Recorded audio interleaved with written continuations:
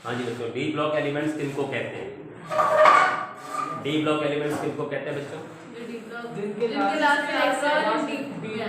Yes, जिनका last electron D में गिरता है। Elements in which the last electron is filled in D orbital. Elements in which the last electron is filled in D orbital are called d block elements, are called d block elements। Okay जी, और ये D block elements कहाँ पे बैठे हुए हैं periodic table में? 3 से 12, 3rd 4th। तो हम जैसे scandium, titanium, vanadium, chromium, manganese, iron, cobalt, निकल, कॉपर, जिंक। ठीक है, स्कैंडियम 21, 22, 23, 24, 25, 26, 27, 28, 29, 30। तो ये 5th ग्रुप हो गया, ये 6th हो गया, ये 7th, ये 8th, ये 9th, ये 10th, ये 11th और ये 12th ग्रुप हो गया। ठीक है, इसके बाद यहाँ पे गैलियम आता है 31 और बोरॉन, एल्युमिनियम, गैलियम होता है। ये 3rd पीरियड है, 3rd पीरियड। ठीक है, 3rd पीरियड में ही डी में इलेक्ट्रॉन भरना शुरू होते हैं। 1st और 2nd पीरियड में, 1st और 2nd पीरियड में एस और पी में ही भरते हैं, डी में नहीं भरते हैं। डी 3rd से ही शुरू होता है भरना। Is it okay? तो होगा क्या कि पहला जो डी स्कैंडियम में आया 1 इलेक्ट्रॉन, फिर 2 इसमें डी में आए, फिर 3, 4, 5 इस तरह से आते हैं और यहाँ तक आते हैं। और ये जो है पी ब्लॉक का है, यहाँ पे बोरॉन है, यहाँ एल्युमिनियम है, फिर ये गैलियम है। ठीक है, एक्चुअल में क्या है कि ये जो जितने भी डी ब्लॉक एलिमेंट्स हैं ये सारे मेटल्स हैं। ठीक है, 4th पीरियड में, 5th पीरियड में, 6th पीरियड में जितने भी डी ब्लॉक एलिमेंट्स हैं, all of them are metallic, good conductor of heat and electricity, और but they are less reactive than elements of the 1st group and 2nd group. 1st group and 2nd group के element सबसे ज़्यादा reactive हैं, most reactive metals हैं। ये थोड़े भारी हैं उनसे थोड़े छोटे भी हैं। लेफ्ट टू राइट जाओ तो साइज वैसे भी छोटा हो रहा है, और पर हैं सब मेटल्स जितने भी डी ब्लॉक एलिमेंट्स हैं। डी, बी, एफ, बी सारे मेटल्स हैं। अब इनमें कौन सा वाला?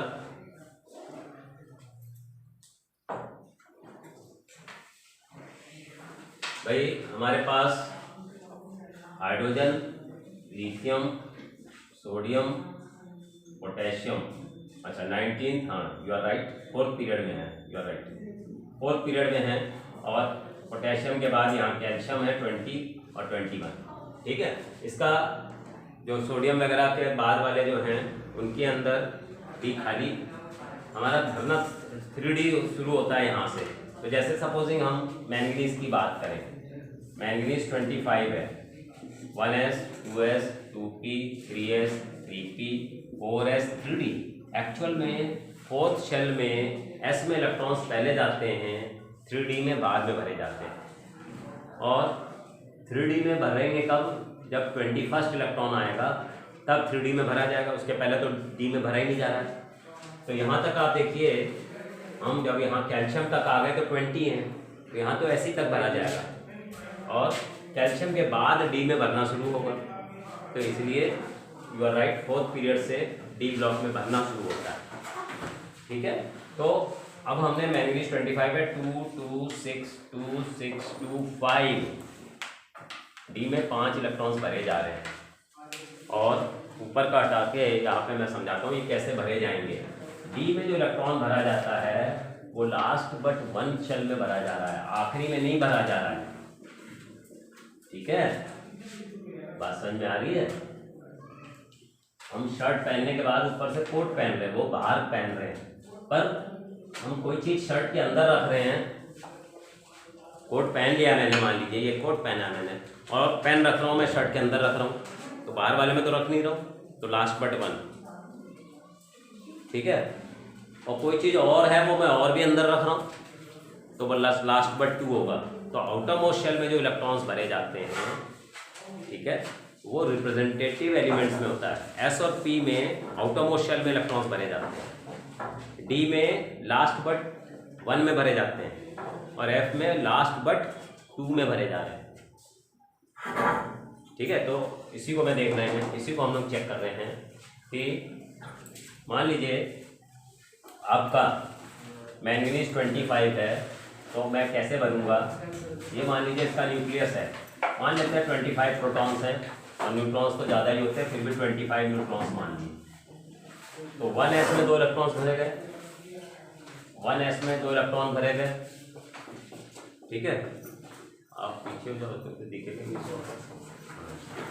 हाँ ठीक है, आप ठीक है, हाँ जी। 1s में 2 इलेक्ट्रॉन्स भरे गए, सेकेंड शेल में 2s में 2 इलेक्ट्रॉन्स भरे गए, और सेकेंड शेल के 2p में भी 6 भरे गए, फिर थर्ड शेल में भरने लगेंगे, 3s में 2 इलेक्ट्रॉन्स भर दिए गए, और फिर 3p में 6 भर दिए गए, ठीक है। अब p के बाद 4s में इलेक्ट्रॉन जा रहे हैं, ना कि 3d में, ये बात इंपॉर्टेंट है। p के बाद 6 इलेक्ट्रॉन्स p में भर दिए गए। अब कहोगे नहीं सर 3d में पहले भरो, नहीं, ऑगबॉग के हिसाब से इलेक्ट्रॉन्स पहले उनमें भरेंगे जिनकी एनर्जी कम है, जिनकी एनर्जी ज़्यादा है उनको बाद में भरा जाएगा। ये बच्चा 4th क्लास का है, पर इसकी एनर्जी इससे कम है, पर है 4th में, तो इसको 4th क्लास में बैठाया जाएगा। 4s में 2 इलेक्ट्रॉन दे दिए, अब इसको एनर्जी देनी है, बट ये किस क्लास का है, 3rd का, इसको 3rd में ले लो। ये जो लास्ट इलेक्ट्रॉन गिर रहा है 25th electron is falling in D, not in S. तो यही बात मैं बता रहा हूँ, आउटर मोस्ट शेल को हम अल्टीमेट शेल कहते हैं, इसको अल्टीमेट, और उसके पहले वाले को कहेंगे पेनल्टीमेट, और उसके भी पहले में अगर जैसे एफ वाले में भरा जाता है तो एंटी पेनल्टीमेट,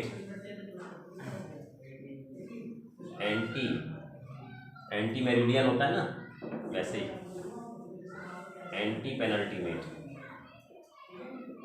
तो ये ना भी याद रहे तो आउटर मोस्ट शेल हो गया, आउटर मोस्ट शेल,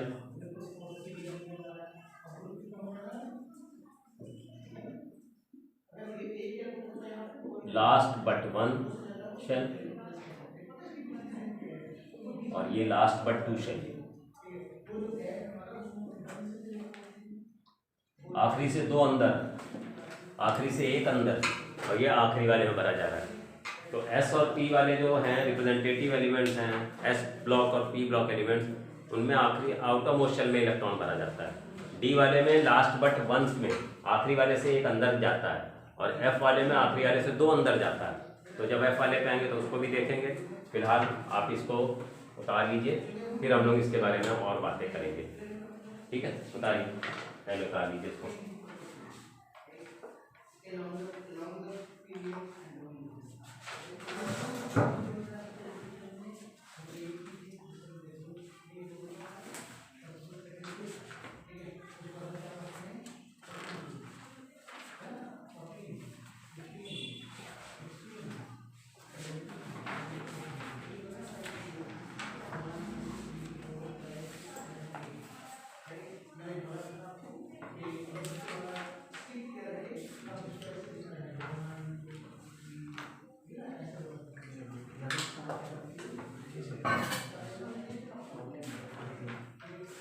हाँ जी, कुछ उतार लिया बच्चों आप लोगों ने। मैंने डी के बारे में बताया है कि डी ब्लॉक एलिमेंट्स क्या होते हैं। डी ब्लॉक एलिमेंट्स के बारे में बताया है कि 4th पीरियड में डी ब्लॉक में इलेक्ट्रॉन्स भरे जाते हैं, इनका लास्ट इलेक्ट्रॉन डी ऑर्बिटल में गिरता है, उनको डी ब्लॉक एलिमेंट्स कहते हैं। D block elements, all of them are metals, they are also known as heavy metals because they are heavier than first and second group elements. First और second वाले भी सारे ही मेटल्स हैं, ठीक है। जो हाइड्रोजन तो खैर दोनों तरह से चलता है, उसको मेटल भी कहते हैं, नॉन मेटल भी कहते हैं, वो इलेक्ट्रॉन ले भी सकता है, दे भी सकता है, तो उसकी तो पोजीशन अभी एनॉमलस है। एनीवे, इसके अलावा मैंने बताया कि डी जो जब भी डी के ऑर्बिटल में इलेक्ट्रॉन भरा जाता है आखिरी से एक अंदर होता है, लास्ट बट वन शेल में गिरता है। ये बातें मैंने बताई हैं, इसको हटाते हैं। और मैंने आपको बताया कि जो डी ब्लॉक एलिमेंट्स हैं उनके अंदर लास्ट इलेक्ट्रॉन डी में भर रहा है। एक होता है ट्रांजिशन एलिमेंट्स, डी वालों को हम ट्रांजिशन भी कहते हैं और एफ वालों को इनर ट्रांजिशन कहते हैं। जिनके सबसे आउटरमोस्ट शेल में गिर रहा है उनको कैरेक्टरिस्टिक एलिमेंट्स कहते हैं। कैरेक्टरिस्टिक एलिमेंट्स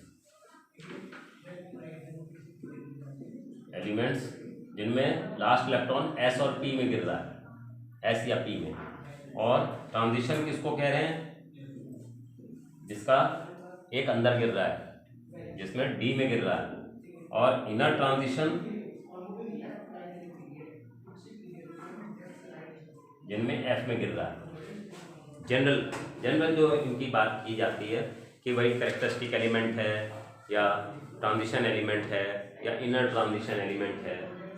तो ट्रांजिशन कह रहा है तो इसका मतलब है डी वाले की बात कर रहा है, इनर ट्रांजिशन कर रहा है तो एफ ब्लॉक एलिमेंट की बात कर रहा है, और कैरेक्टरिस्टिक एलिमेंट्स की बात कर रहा है तो या तो एस और या पी के मेन बात है।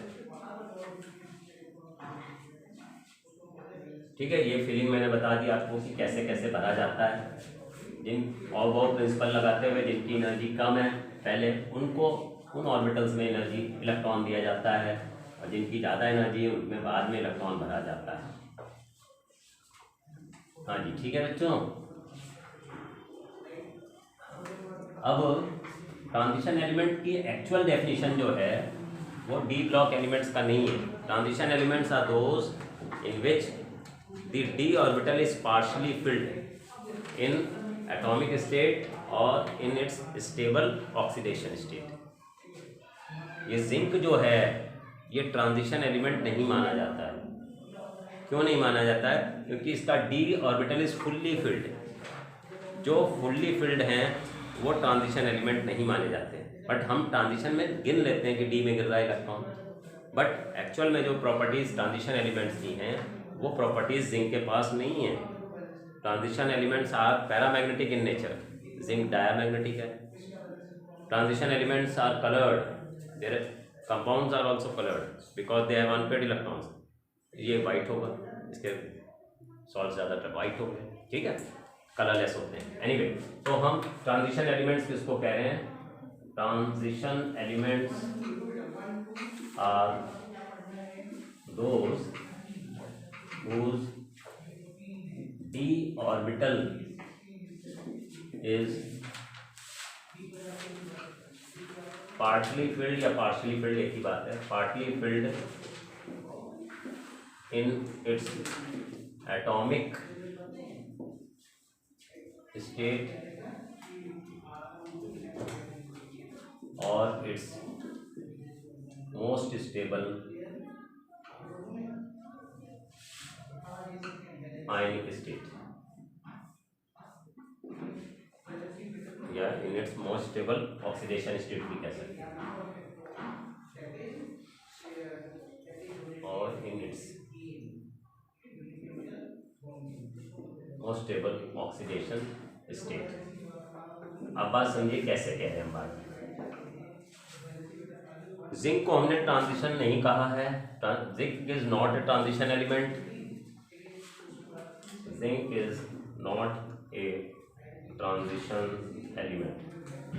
जिंक के नीचे कैडमियम होता है, उसके नीचे मरकरी होता है। जिंक, कैडमियम, मरकरी ये तीनों ही ट्रांजिशन एलिमेंट नहीं है, क्योंकि डी फुल्ली फिल्ड है और ट्रांजिशन के लिए पार्टली फिल्ड होना चाहिए। ठीक है, is not a transition element as its D orbital is fully field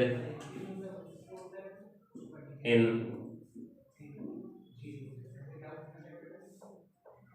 atomic state या ground state भी कह सकते हैं, atomic state as well as its stable +2 oxidation state।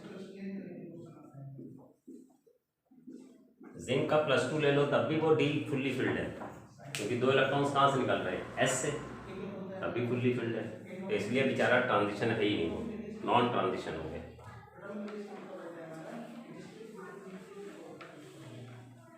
ना, हाँ, डी ब्लॉक का हर एक एलिमेंट ट्रांजिशन नहीं कहलाएगा, जबकि हम जनरलाइज करके कहते हैं ट्रांजिशन एलिमेंट्स, डी वालों को हम ट्रांजिशन कहते हैं, बट एक्चुअल में जब स्पेसिफिक एकदम ट्रांजिशन एलिमेंट्स क्या होते हैं तो फिर हम देखेंगे कि जिंक डी ब्लॉक का एलिमेंट तो है but is not a transition element because its D orbital is fully filled both in atomic state as well as +2 oxidation state.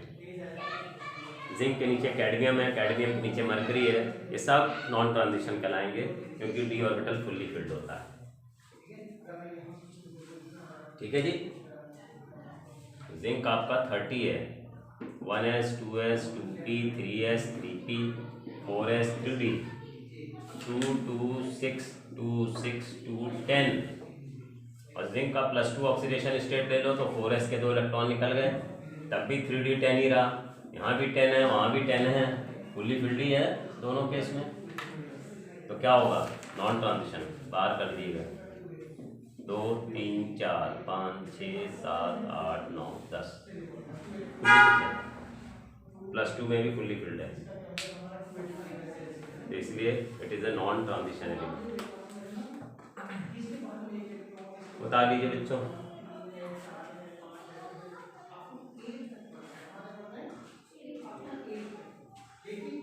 D का first block, first group, first period वाले elements याद हो तो ज़्यादा अच्छी बात है। हाँ जी बोलिए, कर तो रहे देखें सही आ जाती है तो अपलोड कर देंगे।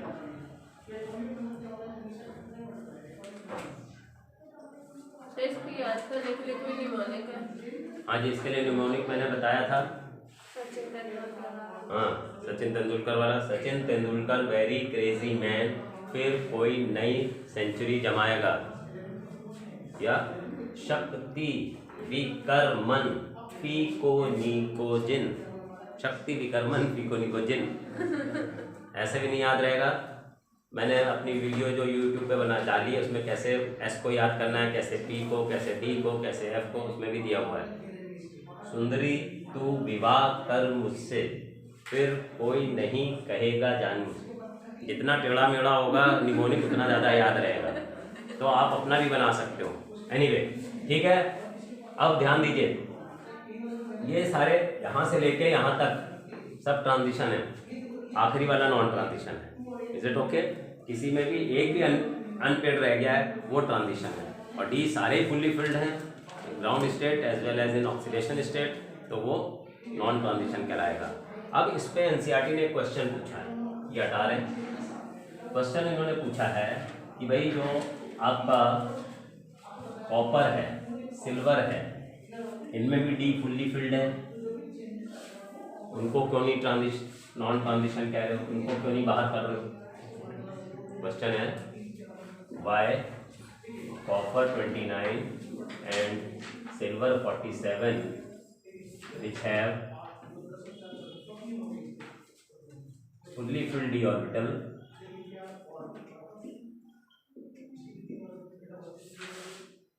orbital are known as transition elements. वो फुल्ली फिल्ड है, उनको ट्रांजिशन एलिमेंट्स क्यों कह रहे हैं? तो उसका आंसर ये है कि उनकी ग्राउंड स्टेट में फुल्ली फिल्ड है, और जो उनकी स्टेबल ऑक्सीडेशन स्टेट है उसमें तो पार्टली फिल्ड है, क्योंकि कॉपर 29 है, तो 1s 2s 2p 3s 3p 4s 3d 2 2 6 2 6 2 9 होना चाहिए, पर इसका एक इलेक्ट्रॉन उधर चला जाता है, 3d 10 हो जाता है। एक्सेप्शनल कॉन्फ़िगरेशन है कॉपर की और क्रोमियम की, 11th में आपने पढ़ा है। तो कॉपर 29 को हम ऐसे भी लिख सकते हैं 3d 10 4s1। अब डी फुल्ली फिल्ड है इसके केस में, बट जब आप कॉपर 2+ लोगे तो क्या होगा, 3d 9 4s 0 हो जाएगा, नहीं डी में 9 आ गए, कॉपर की +2 ऑक्सीडेशन स्टेट में 3d 9 हो गया नॉन, अपने आप ही ट्रांजिशन। यहाँ पे आप कह रहे थे सर इसको क्या आपने ले लिया सर, ये तो क्या गलत बात है, इसका डी फुल्ली फिल्ड है फिर भी इसको आप ट्रांजिशन कह रहे हो। अब भाई इसके आयनिक में तो देखो, उसके +2 ऑक्सीडेशन स्टेट में 3d 9 है, पार्टली फिल्ड है, इसलिए ये क्वालिफाई करता है फॉर ट्रांजिशन एलिमेंट। ऐसे ही सिल्वर का देखते हैं, सिल्वर वाला यहाँ लिख देता हूँ मैं। सिल्वर के केस में भी डी फुल्ली फिल्ड है, क्योंकि 47 जब इलेक्ट्रॉन्स आप भरोगे तो देखोगे उसमें भी आपको एक्सेप्शनल कॉन्फ़िगरेशन है, 4d9 आता है उसके केस में, और एक इलेक्ट्रॉन है इसका उसमें चला जाएगा तो डी फुल्ली फिल्ड हो जाता है।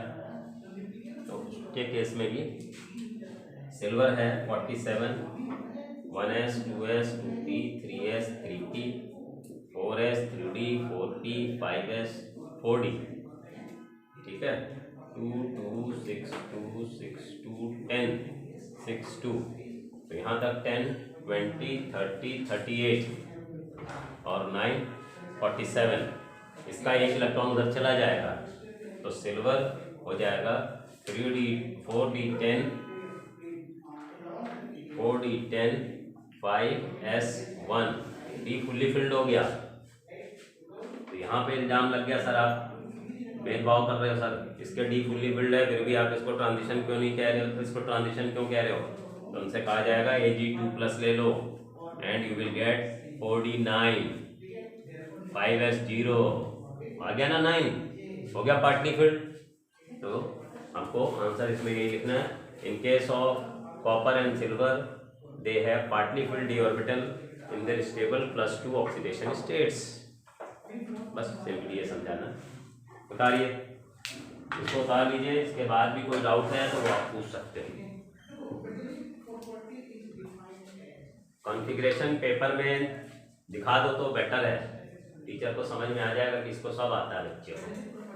जब आप पेपर में आंसर देते हैं और सही तरह से चीज़ को समझा के लिखते हैं तो टीचर को 1-2 क्वेश्चन शुरू में ही पता चल जाता है ये बहुत समझदार बच्चा है, तो वो चीज़ें नज़रअंदाज करने लगता है कि नंबर देते जाओ इसको, सही है इसको आता है, और आप समझा ही नहीं रहे हो ठीक से, आधा आधा करके दे रहे हो, सोच रहे हो टीचर को तो सब मालूम ही है इसको क्या लिख के दिखाना है, वो समझ जाएगा इसको आता ही नहीं है, ठीक है।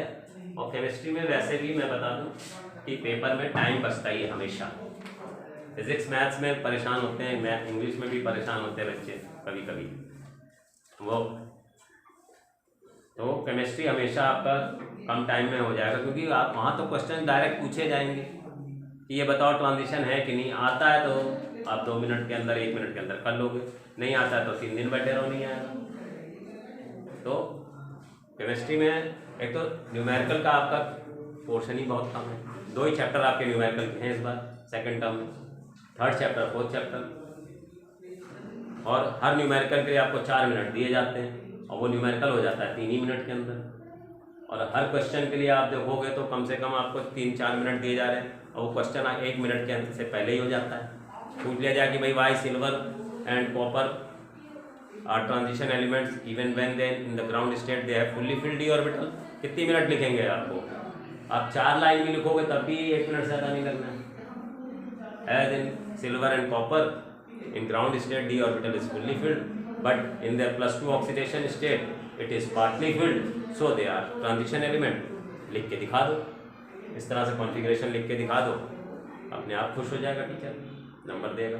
कुछ लिख ही नहीं रहो ऐसे ही बस, because in their ground state they are fully filled but in their oxidation state they are partly filled, ना ये बता रहे हो कौन से में और कैसे है, थोड़ा सा दिखा दो, उसको समझा दो, हो जाएगा। क्लियर है?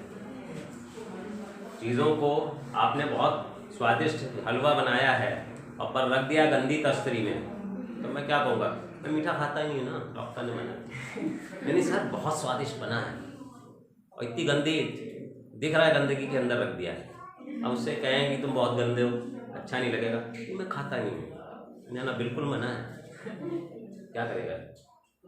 आपको सब कुछ आता है पर आप प्रेजेंट नहीं कर पा रहे हो, आंसर लिखने मतलब है आज आंसर को प्रेजेंट करना भी एक तरीका होता है, तो इसलिए साफ साफ काम करो और कोशिश अपनी तरफ से करो कि चीज़ों को ठीक से एक्सप्लेन कर पाओ। मैं ये नहीं कह रहा हूँ कि 1 नंबर का क्वेश्चन है आपने पता चला उसमें 10 लाइन लिख दी है, समझा के मैं घुमा इतना भी नहीं करना है, बस जैसे अब आप इसमें पूछ रहे हो सर कॉन्फ़िगरेशन लिख सकते हैं, हाँ लिख दो, बेटर रहेगा। अगर आपको सही आती है, नहीं आती तो फिर मत पढ़ना पछड़े में, आती नहीं गलत करोगे तो नंबर कट जाएंगे। एनीवे हटाएं इसको, चलिए अब ट्रांजिशन एलिमेंट्स की कुछ प्रॉपर्टीज हैं, इस पे क्वेश्चन आता है बोर्ड में। जैसे ट्रांजिशन एलिमेंट की एक सबसे इम्पॉर्टेंट प्रॉपर्टी है कि दे शो वेरिएबल ऑक्सीडेशन स्टेट्स। दूसरी प्रॉपर्टी है दे फॉर्म गुड कैटलिस्ट। तीसरी है दे फॉर्म कॉम्प्लेक्सेस। चौथी है दे आर पैरामैग्नेटिक। पांचवी है दे फॉर्म कलर्ड कंपाउंड्स। छठी है दे फॉर्म इंटरस्टिशियल कंपाउंड्स। सातवीं है कि दे फॉर्म गुड एलॉयज। ये सब प्रॉपर्टीज क्वेश्चन पूछा जाता है कि why transition element show variable oxidation state. तो इसमें आप आंसर क्या दोगे?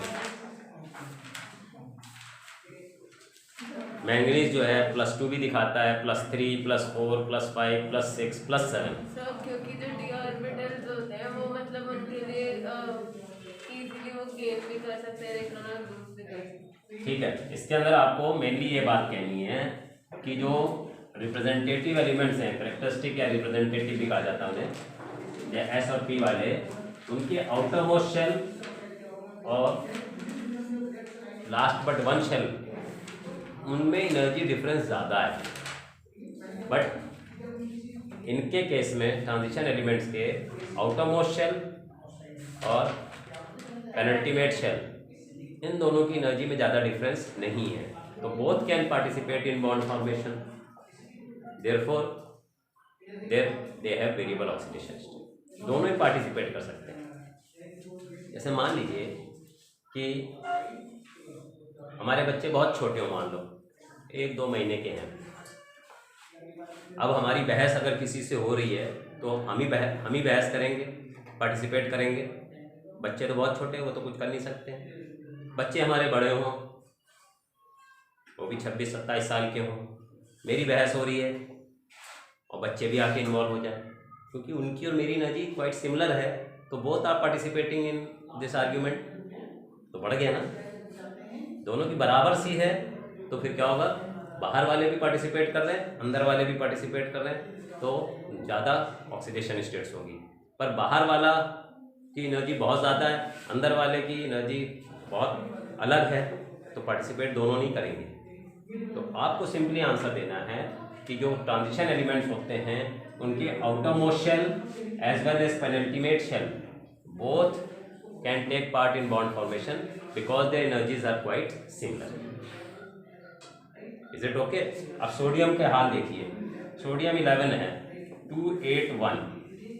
एक इलेक्ट्रॉन निकल जाने के बाद अगला इलेक्ट्रॉन लगाने में नाको चने चप जाएंगे, क्योंकि वैसे ही वो स्टेबल ऑक्सीडेशन +8 मतलब है नोबल गैस कॉन्फ़िगरेशन उसने एक्वायर कर लिया। बहुत डिफरेंस है, बहुत मुश्किल है। क्लियर है कि नहीं? तो ये चीज़ें आपको समझानी पड़ेंगी कि भाई transition elements variable oxidation state इसलिए दिखा रहे हैं कि उनके electrons outer most shell as well as penultimate shell both are taking part in bond formation because their energies are quite similar. तो लिखिए question, by transition elements show variable oxidation states, show variable oxidation states। Answer में लिख लीजिए।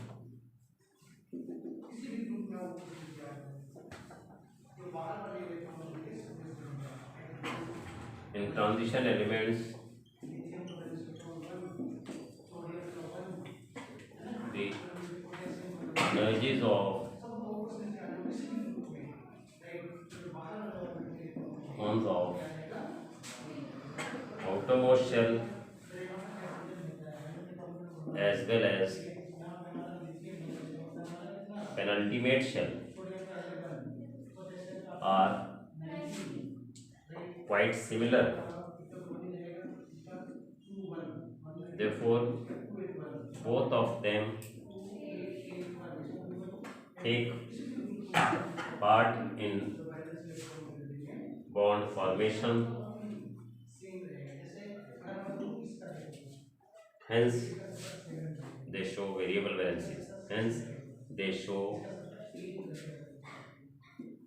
variable oxidation states. और फिर इसको example से समझा सकते हैं कि मैंगनीज का एग्जांपल ले लो, किसी का भी ले लो, कोई भी ट्रांजिशन एलिमेंट का एग्जांपल ले लो साथ में।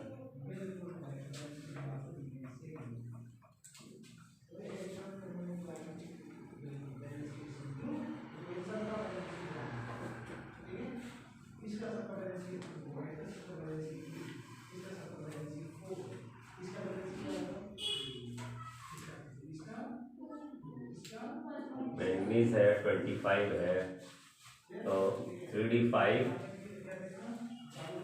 इसको बाद में वैसे करेंगे 3d5 वाला, ऐसे पहले दिखा देता हूँ मैं आपको। 1s 2s 2p 3s 3p 4s 3d 2 6 2 6 2 5 है। बट इलेक्ट्रॉन तो पहले आउटरमोस्ट शेल से निकलेगा, ये तो बढ़ता समय है, जिसकी एनर्जी ज़्यादा है उसको बाद में इलेक्ट्रॉन मिला, ठीक है, जिसकी कम है उसको पहले मिला। फिर इसको 1s2 2s2 2p6 3s2 3p6 3d5 4s2, पहले यहाँ से इलेक्ट्रॉन्स निकलेंगे। तो Mn2 प्लस में क्या होगा, 2 इलेक्ट्रॉन्स इसके निकल जाएंगे और आपका 3d5 रह जाएगा। अब D में 5 हैं, पांचों अनपेयर्ड हैं, पांचों इलेक्ट्रॉन्स अनपेयर्ड हैं। जब भी इलेक्ट्रॉन्स अनपेयर्ड होते हैं तो एक एक करके निकाले जा सकते हैं। जब पेयर्ड होते हैं तो पहले उनको अनपेयर करना पड़ता है। क्वेश्चन ये भी पूछा जाता है कि डी ब्लॉक एलिमेंट्स में ऑक्सीडेशन स्टेट में एक एक का चेंज होता है, पर पी वाले के अंदर या सल्फर के केस में खास तौर से 2-2 का चेंज होता है।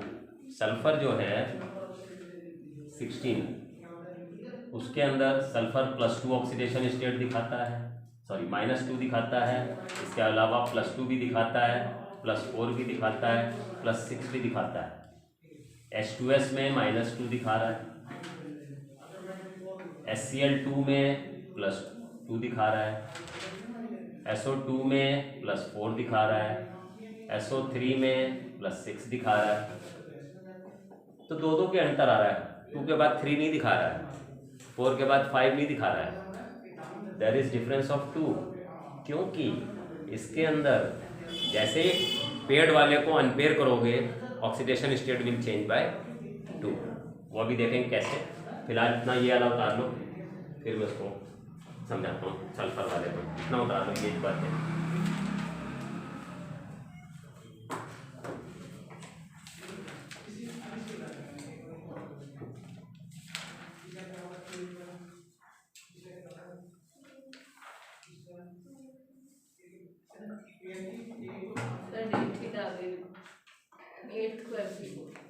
एट फरवरी को प्री बोर्ड नहीं, 8 मार्च को पेपर है हमारे स्कूल में। बढ़िया है, तैयारी करो। हाँ जी, ये उतार लिया सबने नीचे वाला।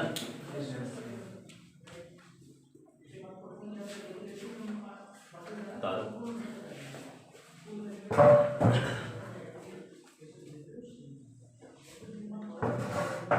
अभी तक मैंने जितना कराया है उसके अंदर किसी को कोई डाउट है?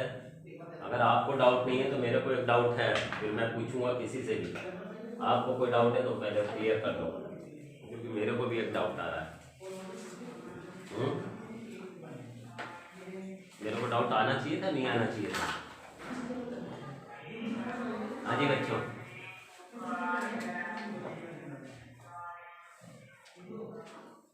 शाबाश, जिन्होंने क्वेश्चन पूछा इनको ट्रांजिशन बोलते ही क्यों है? ट्रांजिशन का मतलब है बीच में। एस वाले बहुत रिएक्टिव मेटल्स हैं, और राइट में जाओ तो ये मेटल्स हैं, राइट में जाओ तो नॉन मेटल्स हैं, ये बीच में है ट्रांजिशन में। मान लीजिए मैं कहीं से लौट रहा हूँ, बॉम्बे से मान लो दिल्ली लौट रहा हूँ अपने घर, तो किसी का फोन आएगा तो मैं कह दूँगा आई एम इन ट्रांजिट, मैं रास्ते में भाई, घर जाके बात करूँगा। तो ट्रांजिशन का मतलब है बीच में है। इनके पहले जो हैं डी वालों के पहले एस हैं, बहुत रिएक्टिव मेटल्स हैं, डी वाले थोड़े कम रिएक्टिव मेटल्स हैं, पी वाले नॉन मेटल्स हैं। ये बहुत बड़े हैं, ये थोड़े छोटे हैं, वो और छोटे हैं, है ना। तो इसलिए इनकी प्रॉपर्टीज भी बीच में है, इसलिए ट्रांजिशन कहते हैं। हाँ जी, मैंने पूछा था मेरे को डाउट्स आने चाहिए नहीं आने चाहिए, तो किस कोई बच्चा कुछ कहना चाह रहा था? हाँ जी, आने चाहिए इसके अग्रवाल को डाउट नहीं आने चाहिए केमिस्ट्री में। हाँ जी बच्चों, आने चाहिए। जो पढ़ा लिखा होगा वो ओपन माइंडेड सोचेगा। ये थोड़ी कि नॉलेज का तो कोई एंड ही नहीं है, न जाने क्या क्या हमें नहीं मालूम है। ठीक है, हाँ ये है कि 12th में जितना आपको मालूम उससे ज़्यादा हमें थोड़ा मालूम है। एनीवे, अब मेरा डाउट है, आप लोगों का और कोई डाउट तो नहीं है? हाँ जी, मेरा डाउट ये है कि ये जो डी ब्लॉक जिनको हम ट्रांजिशन एलिमेंट्स कह रहे हैं, ये वेरिएबल ऑक्सीडेशन स्टेट दिखा रहे हैं, अलग अलग ऑक्सीडेशन स्टेट दिखा रहे हैं। अरे कहीं तो स्टेबल होते होंगे। +2 भी दिखा रहा है, +3 भी दिखा रहा है। अरे बाबा, हमेशा 7 रोटी खा के पेट भरता है तो 7 ही दिखाओ, 2 क्यों दिखा रहे? ये +2 से मैंगनीज +2 से लेके +7 तक दिखाता है, तो जो इसकी मोस्ट स्टेबल है वही दिखाया करे। जिंक की +2 है वो 2 ही दिखाता है, सोडियम की +1 है वो 1 ही दिखाता है। ये क्यों दिखा रहा है 2 से लेके 5 तक, 2 से लेके 7 तक? क्योंकि energy difference, energy quite similar है। यस, क्योंकि एनर्जी डिफरेंस ज़्यादा है ही नहीं। 2 इलेक्ट्रॉन खोए, थोड़ी सी जरा सी और लगा दो तो 3 हो जाएंगे, 3 जरा में थोड़ी सी और लगा दो 4 हो जाएंगे। बहुत ज़्यादा एनर्जी में डिफरेंस नहीं है। अगर बहुत ज़्यादा डिफरेंस होगा तो वो खाली एक ही ऑक्सीडेशन स्टेट दिखाता, पर वो फर्स्ट वाली ऑक्सीडेशन स्टेट और बाद वाली ऑक्सीडेशन स्टेट्स में एनर्जी में बहुत ज़्यादा डिफरेंस नहीं है, इसलिए वो अलग अलग और भी ऑक्सीडेशन स्टेट। हाँ ये बात ठीक है कि +2 में थोड़ा ज़्यादा स्टेबल है, +7 में और भी ज़्यादा स्टेबल है, क्योंकि +2 2 इलेक्ट्रॉन्स निकलने के बाद D orbital exactly half filled है तो थोड़ा स्टेबल है। बट अगर 2 यहाँ से निकल गए, 5 यहाँ से निकल गए तो फिर तो नोबल गैस कॉन्फ़िगरेशन आ गई, तब तो और भी स्टेबल हो गया। पर 2 भी दिखाता है, 7 भी दिखाता है, बीच के भी दिखाता है, तो डिपेंड करता है कि कैसा माहौल है, कैसी ज़रूरत है। आपको 7 रसगुल्ले खा के पेट भरता है, आपको संतुष्टि 7 की है, पर वहाँ पे जहाँ पे गए हो वहाँ पे एक ही रसगुल्ले पे रोक लगाई जा रही, कहेंगे बड़ा पेटू है, 7 खा रहा है, देंगे ही नहीं। तो जब माहौल ही नहीं है, जहाँ पे उसको इतनी कंडीशंस नहीं मिलेंगे कि +7 दिखाए, तो नहीं दिखाएगा, +2 पे ही रुक जाएगा। एनीवे, तो जो भी वेरिएबल ऑक्सीडेशन स्टेट्स दिखा रहे हैं ये डी वाले, उसका कारण यही है कि उनकी जो आउटरमोस्ट शेल है और लास्ट बट 1 शेल है, उन दोनों की ऑर्बिटल्स में जो इलेक्ट्रॉन्स हैं उनकी एनर्जी में बहुत ज़्यादा डिफरेंस नहीं है, थोड़ा ही डिफरेंस है। और कुछ ऑक्सीडेशन स्टेट्स ज़्यादा स्टेबल हैं, ये बात मानी जाती है कि इसकी +2 है स्टेबल और +7 भी बहुत स्टेबल है। बीच वाले 3, 4, 5, 6 इतने स्टेबल नहीं है एज़ कम्पेयर टू +2 एंड +7। पर क्या एनर्जी मिलती है, क्या कंडीशंस मिलती हैं, उसके केस में वो अलग अलग ऑक्सीडेशन स्टेट्स दिखाते हैं। क्योंकि जैसे MnO2 है, वहाँ मैंगनीज +4 है, MnO2 में मैंगनीज क्या है, +4 है। MnO में क्या है, +2 है, और KMnO4 में क्या है, +7 है।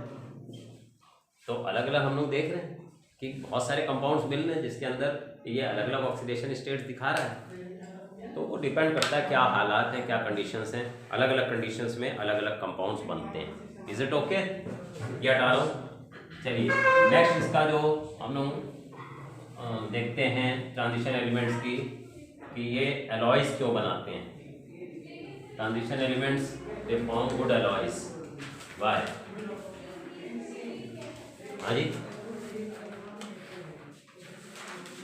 तो पहले तो आप बताएं व्हाट आर एलॉयज, एलॉयज होते क्या हैं?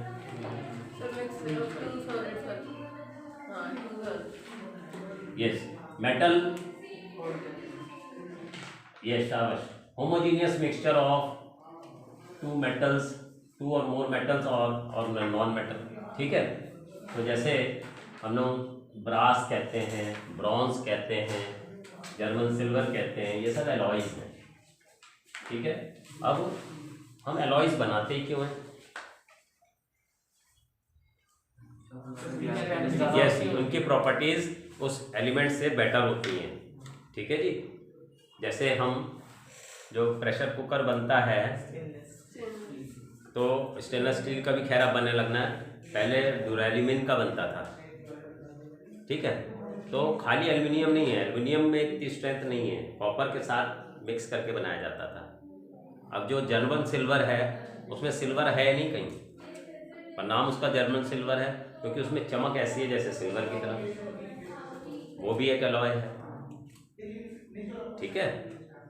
बहुत से एलॉयज बनाने का कारण यह है कि एलॉयज में प्रॉपर्टीज मेटल से बेटर होती हैं, जैसे स्टेनलेस स्टील है वो भी एक एलॉय है। तो उसके अंदर जैसे आयरन की रस्टिंग हो जाती है, वो रस्ट नहीं होता है, आयरन को साफ करने में उतनी चमक नहीं आती है, उसमें चमक ज़्यादा आती है। तो एलॉयज का पर्पज़ यही होता है कि certain properties of the elements improve when we are forming the alloys, ठीक है।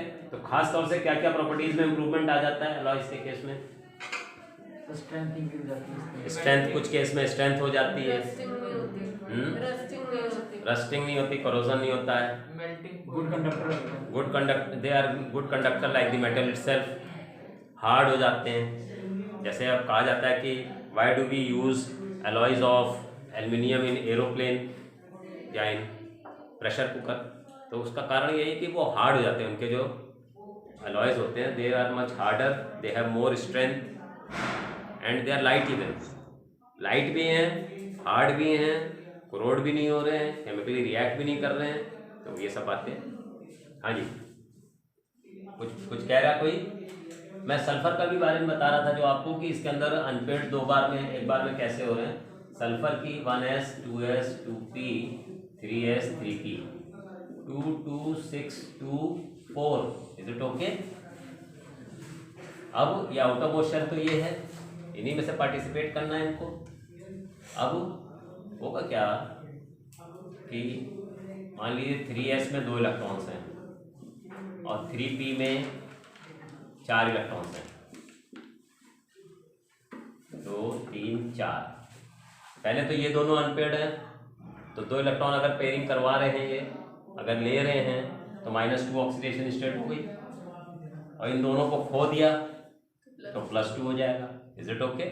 ज़्यादा इलेक्ट्रोनेगेटिव के साथ रिएक्ट कर गए तो देने पड़ जाएंगे इलेक्ट्रॉन, क्लोरीन ज़्यादा इलेक्ट्रोनेगेटिव है, छीन लिए इसने तो +2 आ गया। कम इलेक्ट्रोनेगेटिव है, उससे इन्होंने खींच लिए, हाइड्रोजन से खींच लिए और यहाँ पे पेयरिंग करा दी, तो -2 यहाँ पे आ जाएगी, +2 HCl2 में आ गए। अब अगला अगर आपको +4 ऑक्सीडेशन स्टेट में जाना है तो इस इलेक्ट्रॉन को हटाना पड़ेगा, तो यहाँ पे क्या आएगा? 3s 3p 3d खाली है, यहाँ पे एक इलेक्ट्रॉन को यहाँ ले जाना पड़ेगा। अब जैसे ही एक इलेक्ट्रॉन वहाँ जाएगा तो ऑक्सीडेशन स्टेट में चेंज जो है अपने आप, क्योंकि अनपेड कितने हो गए, ये भी अनपेड, ये भी अनपेड, ये भी अनपेड, ठीक है। यहाँ तो ये पेड थे तो 4 हो गए ना, +2 के जस्ट बाद कितने हो गए? +4। जैसे ही एक अनपेड करोगे 4 अनपेड हो गए, पहले 2 अनपेड थे, एक और अनपेड कर दिया तो 4 हो गए। तो oxidation state will change by 2 not by 1। फिर एक इसको भी अनपेड करा दोगे तो ऑक्सीडेशन स्टेट हो जाएगी 6 सल्फेट के केस में। तो इनमें ऑक्सीडेशन स्टेट 2-2 से चेंज होती है और ट्रांजिशन एलिमेंट्स में 1-1 से भी चेंज हो जाती है। तो यहाँ पे 6 हो गए +6 आ गए। चलो एलॉयज वाला केस देख लेते हैं, क्वेश्चन लिख देते हैं। By transition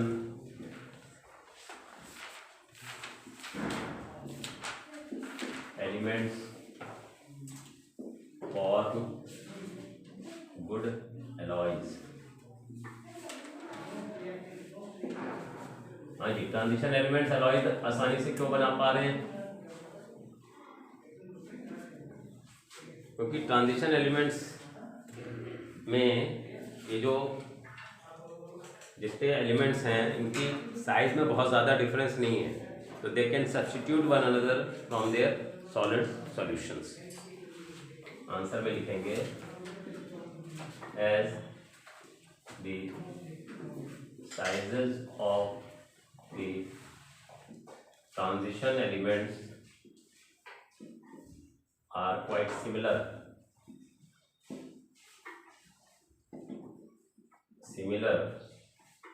therefore they can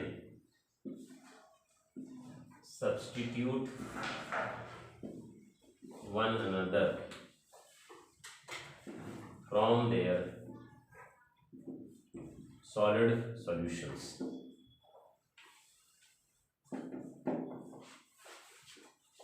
solid solution है, इनके सबके साइज क्वाइट सिमिलर हैं, तो वो क्या होगा, एक दूसरे की जगह ले सकते हैं। उसकी वजह से क्या होगा कि एलॉयज आसानी से बन पाते हैं, साइज सिमिलर होने की वजह से आसानी से बन पाते हैं। उतार लीजिए इसको।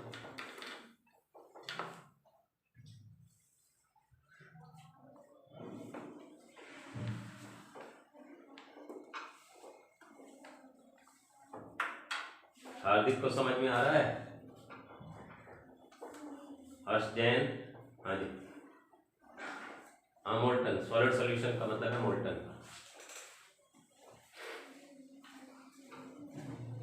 वहां पे लिख लो चाहे आप, in their solid solution that is molten form.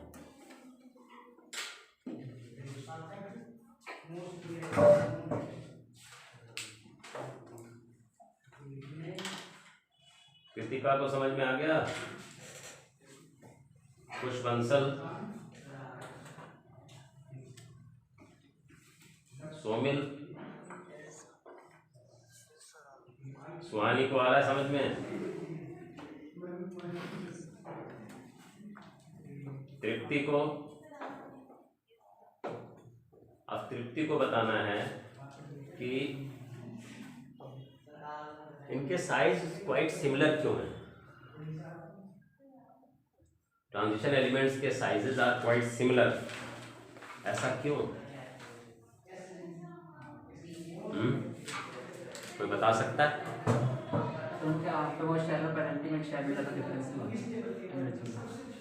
Energies में डिफरेंस नहीं ज़्यादा, और कोई कारण? हाँ जी, इनके साइजेस में ज़्यादा डिफरेंस नहीं है, क्यों?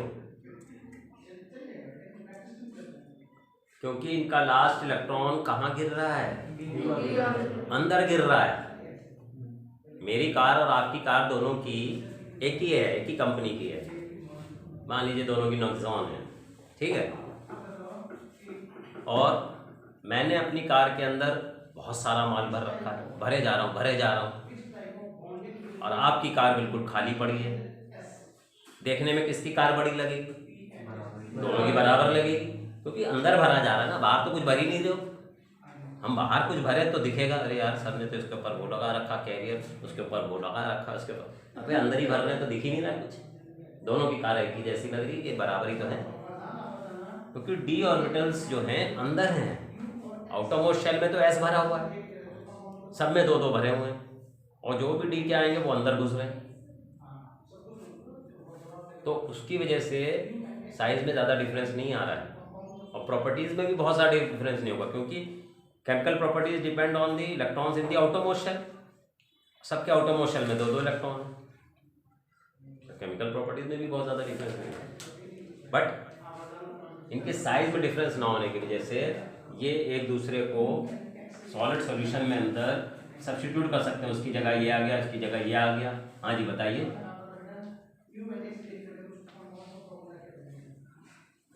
हाँ, इफेक्टिव अंदर भर रहे हैं, इफेक्टिव न्यूक्लियर चार्ज क्या होगा? कम होगा, ज़्यादा होगा? अंदर भरा जा रहा है, देखिए अंदर जब भरा जाता है, शील्डिंग डी की और एफ की बहुत पुअर है। सबसे ज़्यादा शील्डिंग किसकी अच्छी है? एस की, उसके बाद पी, उसके बाद डी, और सबसे फिसड्डी है एफ। इसकी शील्डिंग सबसे पुअर है। इसका इलेक्ट्रॉन क्लाउड बहुत डेंस है, उससे कम डेंस ये है, उससे कम ये है, उससे कम ये। अब इसका जब इलेक्ट्रॉन क्लाउड इतना पुअर है तो न्यूक्लियस का फोर्स ऑफ अट्रैक्शन बाहर वाले पे बढ़ रहा है धीमे धीमे। हालांकि इलेक्ट्रॉन्स अंदर भरे जा रहे हैं, पर फिर भी क्योंकि शील्डिंग पुअर है और नंबर ऑफ प्रोटॉन्स बढ़ रहे हैं, तो थोड़ा थोड़ा साइज छोटा होता जा रहा है।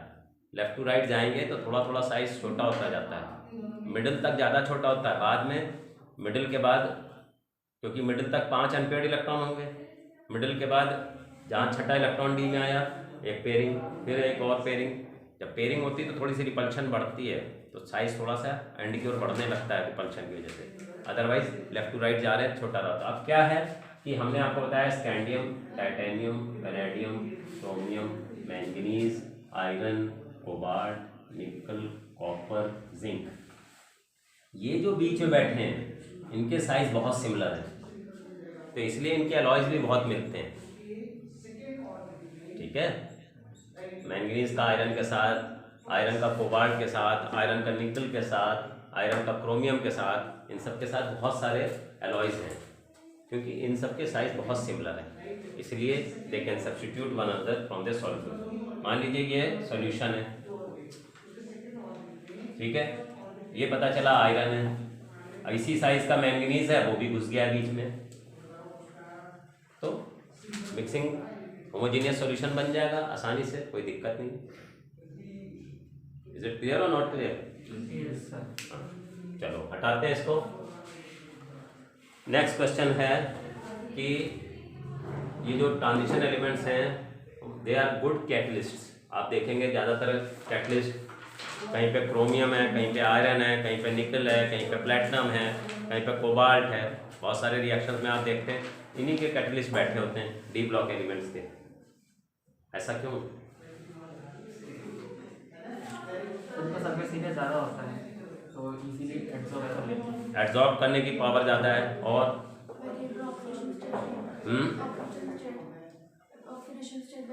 हाँ ऑक्सीडेशन स्टेट वेरिएबल है, ये भी एक कारण है। और क्या हो सकता है? ये हटाता हूँ मैं। हाँ, सरफेस एरिया लार्ज प्रोवाइड कर रहे हैं एब्जॉर्प्शन के लिए। देखिए कैटालिसिस दो तरह से होती है, एक होमोजीनियस कैटालिसिस होती है और एक हेट्रोजीनियस। हेट्रोजीनियस में एब्जॉर्प्शन होता है और होमोजीनियस में क्या होता है, एक इंटरमीडिएट प्रोडक्ट बनता है। ठीक है, ध्यान दीजिए इसको, क्वेश्चन को, by transition elements form good alloys, sorry are good catalyst, form good catalyst.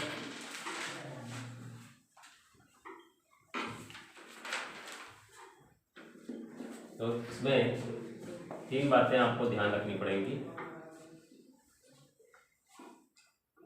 4th question कर देते हैं। इसका पहले वो मैं समझा देता हूँ कि होमोजीनियस और हेट्रोजीनियस कैटालिसिस क्या है, थोड़ा सा मैं समझा रहा हूँ। हालांकि 5th चैप्टर में पहले कैटालिसिस था हम लोग का कोर्स में, अब इस बार उन्होंने 5th चैप्टर में कैटालिसिस को ज़्यादा जोर दिया नहीं है, फिर भी आइडिया होना चाहिए। होमोजीनियस जो होता है जैसे N2 + 3H2 gives you 2NH3 है, सब गैस हैं। रिएक्टेंट और कैटलिस्ट अगर अलग फेज में हो, प्रोडक्ट से लेना देना है ही नहीं। आयरन कैटलिस्ट है वो सॉलिड होता है, they are in different phase, therefore heterogeneous catalysis.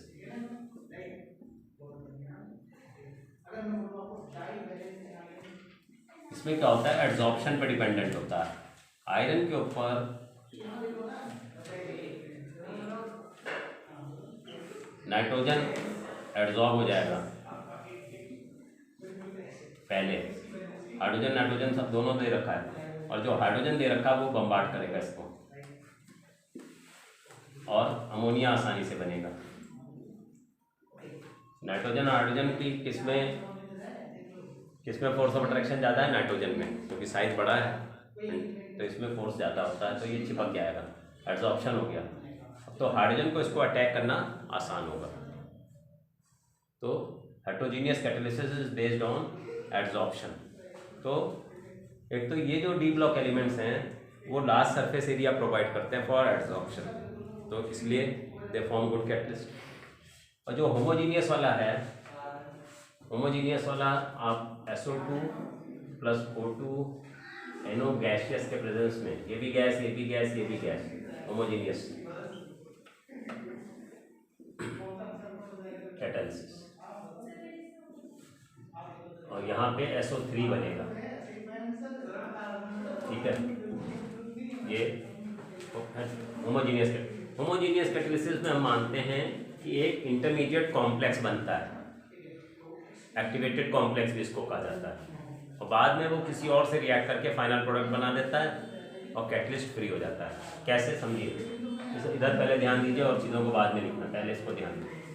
ये O2 जो है NO से, ये जो कैटलिस्ट है इससे रिएक्ट कर गया और NO2 बन गया, इसको इंटरमीडिएट कॉम्प्लेक्स कहते हैं, इंटरमीडिएट कंपाउंड। कोई भी इंटरमीडिएट कंपाउंड या इंटरमीडिएट कॉम्प्लेक्स, या इसको हम एक्टिवेटेड कॉम्प्लेक्स भी कह सकते हैं, एक्टिवेटेड कॉम्प्लेक्स। जो एक्टिवेटेड कॉम्प्लेक्स होता है उसके पास एक तरह से मान के चलो कि थ्रेशोल्ड एनर्जी होती है, वो किसी भी मौके पर प्रोडक्ट बना देगा। अब ये जो है NO2 SO2 से रिएक्ट करेगा, इसकी हम एक तरह से मैकेनिज्म बता रहे हैं। ये SO2 से रिएक्ट करेगा, तुरंत SO3 बन जाएगा और NO विल बी रीजनरेटेड। ये जो कैटलिस्ट था इट विल बी रीजनरेटेड। तो ये जो एक्टिवेटेड कॉम्प्लेक्स है वो दूसरे कंपाउंड से रिएक्ट करेगा रिएक्टेंट से, and it will give the final product. तो होमोजीनियस में ये कैटालिसिस चल रही है, हेट्रोजीनियस में ये। तो हेट्रोजीनियस के लिए लास्ट सरफेस एरिया दे देते हैं, और होमोजीनियस में इंटरमीडिएट कॉम्प्लेक्स या कंपाउंड बनने के लिए अलग अलग इलेक्ट्रॉन्स चाहिए होंगे, किसी को 1 चाहिए, किसी को 2 चाहिए, किसी को 5 चाहिए, जो चाहिए ले जाते हैं। As they can show variable oxidation state, so they can easily form intermediate compounds, hence they are good catalyst. Variable oxidation states की वजह से they can easily form good catalyst. तो ये आंसर लिख लेते हैं, they provide large surface area for adsorption, large surface area for adsorption,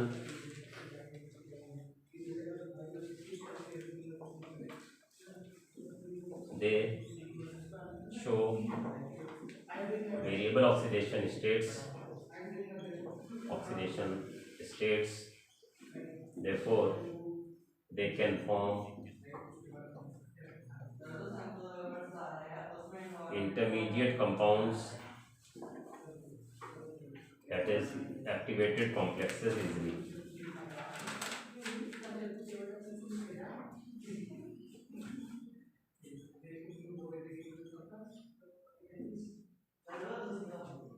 And increase the rate of reaction.